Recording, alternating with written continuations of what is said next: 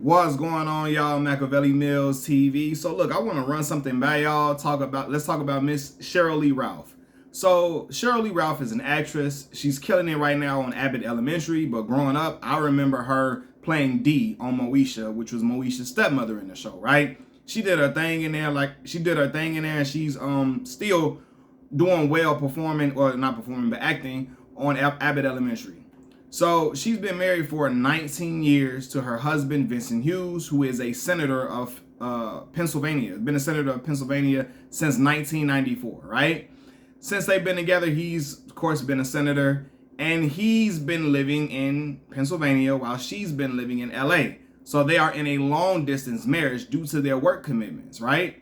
And so recently, rumors started to swirl that the two are finally deciding to move in together.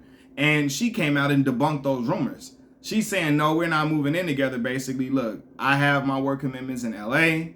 Vincent Hughes, her husband, has his work commitments in Pennsylvania. He's always in Harrisburg. And Abbott Elementary, is shot in LA. So she's like, it would be hard to do that. She says they see each other on an average of every 2 weeks. And, when they initially got married, she wanted to stay in LA to keep her children close to their father. She didn't want to have them way across country. And I guess because it would probably be something that would be hard on them. So she wanted to stay in LA and he wanted to stay in Pennsylvania and do his work. And it's been working for them, right? So a lot of people look at that and like, how can you be in a long distance marriage? Can that work? Can that be possible? Listen, man, I've seen a lot of, unconventional marriages over the years. And honestly, I'm not mad at that arrangement. Why? I understand that absence makes the heart grow fonder sometimes, right? I remember when I was, in grad school, me and my son's mother, we were dating and all of that. And I was in grad school. She was still in our undergrad getting her degree from there. And because we were 3 hours apart, we would see each other like every 2 weeks or sometime every 3 weeks. We tried to see each other some type of way like that. And when we saw each other, it was like fireworks every single time. And I think it was because we weren't seeing each other all the time, every day on an everyday basis. So we had a greater appreciation for spending time with one another. We really enjoyed seeing each other. At the time, I was in Chicago and she was in Mississippi, flying her here to come see me. We're like elated. Everything is on a high. We feel like we are on a honeymoon every time we see each other because we're so far apart. We're really not focusing on any small little arguments or any small little BS. We just focusing on loving each other and spending time with each other. We were focused on that only. Just having fun, enjoying each other's company, presence, vibes. So I feel like, yeah, that absence really, that kept the flame burning bright for us. You know what I mean?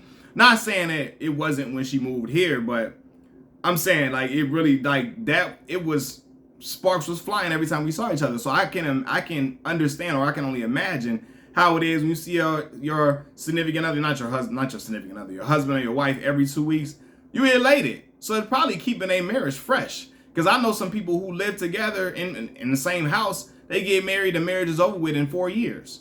How many people we know were living together, right? And because they were forced to sit amongst each other, work amongst each other during COVID time. They was forced to just be in the house and all of that. How many people that we know got divorced? Celebrities and regular people. Because they come to find out they really don't really like their spouse like that. They are so different, and you find out the differences when people are not going out for work. There's nowhere for you to go to. You can't go here, there, to the store, to the bar. You can't go kick it with your friends at this event and that event. Everything is shut down. You're forced to interact with each other and deal with the differences that you all have. Deal with the fact that, hey, I really don't like that this person is a junky individual. I really don't like that this person is all the time just trying to watch this specific show. They never want to watch this other show with me. I really don't like that this person is really obnoxious at times.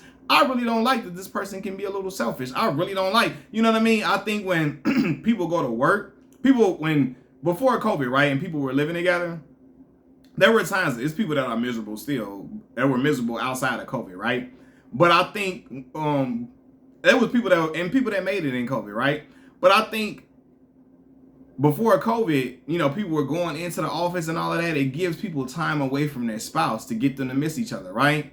Get them time to be at work for 8 hours out the day, then whatever the commute is back and forth home. So when you see your significant other or your spouse, you happy, and so I think maybe space is really working for them.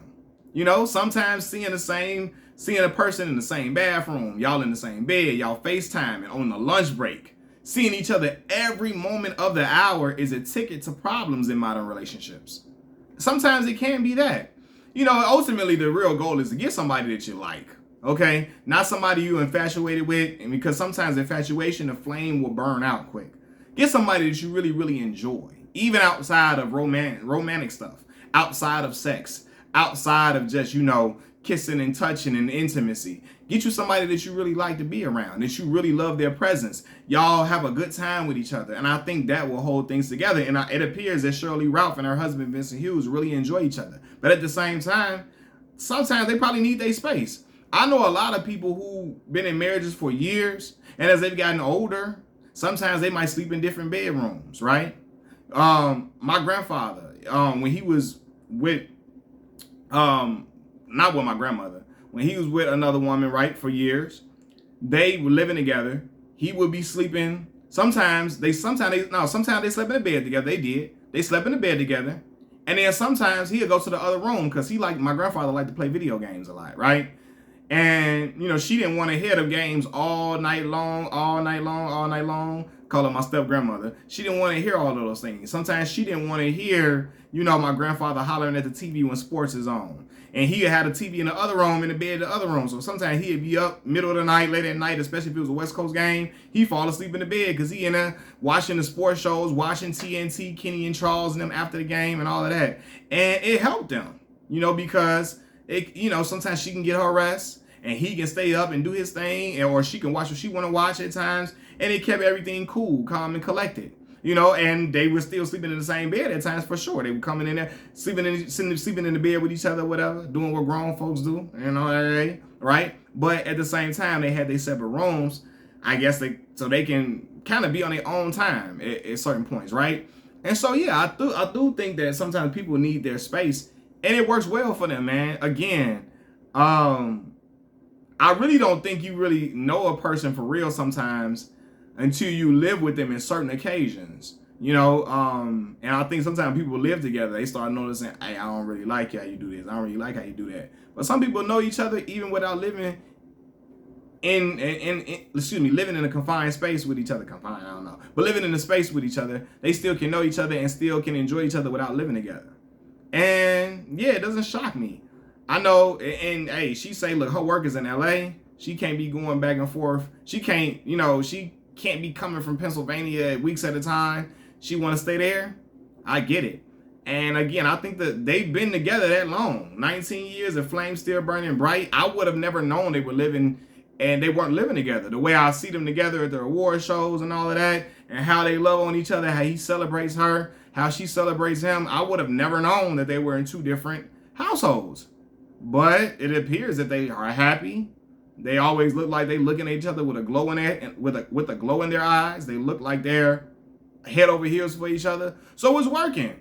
You know what I mean? And hey, some people can't do long-term relationships because they need the physical often. And I'm not saying that older people do not get physical, but maybe Sheryl was like, hey, she's done all of that and she doesn't have that same type of craving, or maybe she does. And sometimes, hey, she get all of that out in them 2 weeks, and maybe he does too, because they so busy doing this, that, and the third, and they gotta have their hands on this. He's a senator, she's in the acting world in Hollywood and all of that, and maybe staying apart from each other keeps all of that fresh, even the romantic life, even the intimate life. Keep all of that fresh and popping, because they ain't seen each other in 2 weeks or whatever.